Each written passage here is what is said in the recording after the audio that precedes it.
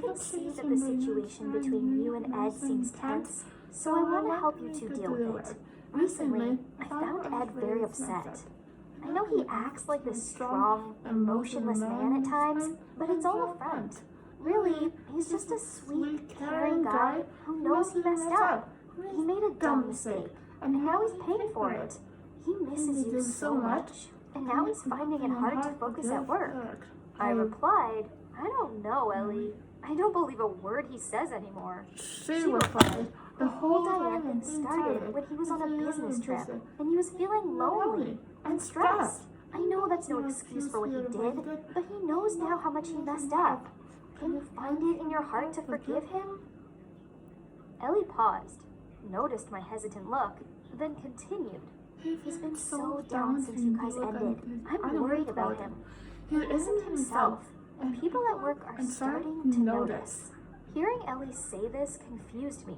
I had no idea he cared this much. It had honestly felt like he wasn't that bothered, and the flowers were just for show.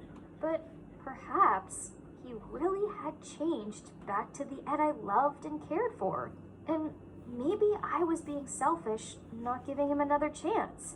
I sighed, then said, I get it, and I'll think about it, but it's not just that easy to forget the past. Ellie said she understood, and we chatted for a bit. Our conversation got me thinking a lot, especially about Ed-shaped things. There's no denying the fact that I still loved him, but would I have been foolish to give him another chance? Ed continued to send me daily flowers, but now it was also other gifts too, such as a box of my favorite donuts, a cuddly kitten plushie, and a signed copy of this amazing design book. He was certainly putting in a lot of effort, so maybe he really did still love me? To be honest, the words in his notes touched me and reminded me of the sweet memories from when we were together. But whenever I think of Ed and Diane's affairs, I felt uncomfortable. And if I went back to Ed, that feeling would linger on me for a long time. I really didn't know what to do. One night, I decided to take a walk to clear my head, and just happened to meet Jim as he was coming out of the convenience store. At a glance, he immediately knew I had something on my mind. He gave me a can of coffee and went for a walk with me. Jim broke the silence. Is this about it? I muttered out, yeah, is it that obvious? Well, your dad's has been trying on the to floors divorce recently, anyway. so I So figured figure, it is had that something to do with him? Does he want you back?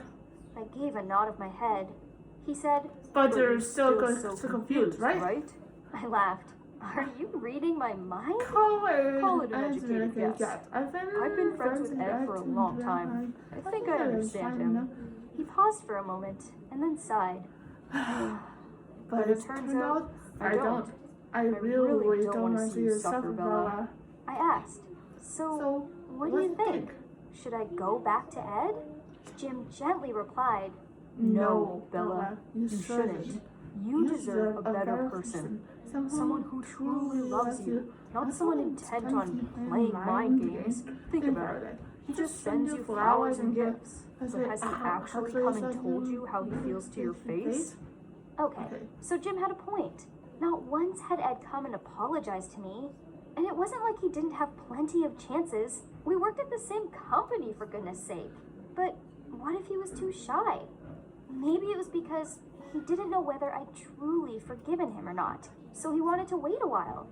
Geez, this was difficult. I knew what Ed did was wrong, but I still loved him. And all the flowers, gifts, and love notes were getting to me.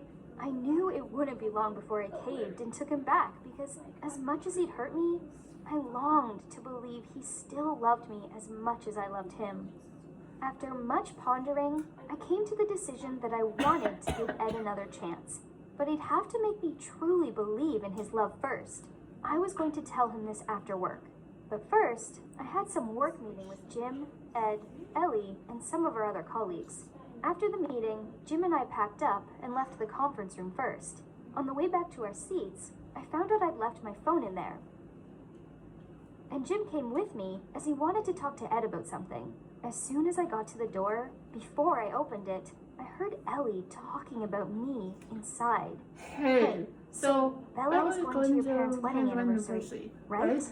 Then Ed said, I don't know. I'm still working on it. We haven't got back yet. Ellie replied, What are you doing? You must hurry up, or else your parents will know realize you're you're lying. She paused a bit, then continued.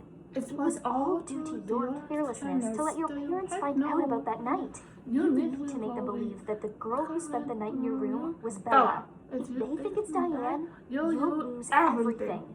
What were they talking about? Why was it related to me? Whatever it was, I knew that he must have stayed with Diane, and now he had to lie to his parents that he was with me instead. Ed wanted to get back to me, not because he still loved me, but just wanted to use me to cover for him. I immediately fell to my knees. Tears kept falling. I was really disappointed with Ed, and even more with myself. I couldn't believe it. I'd continued to fall for Ed's deception. Again! Suddenly, Jim grabbed my hand, opened the door, and pulled me into the conference room. Ed and Ellie turned around in surprise. Jim shouted, I can't believe you were that kind of jerk. How could you treat Bella like this?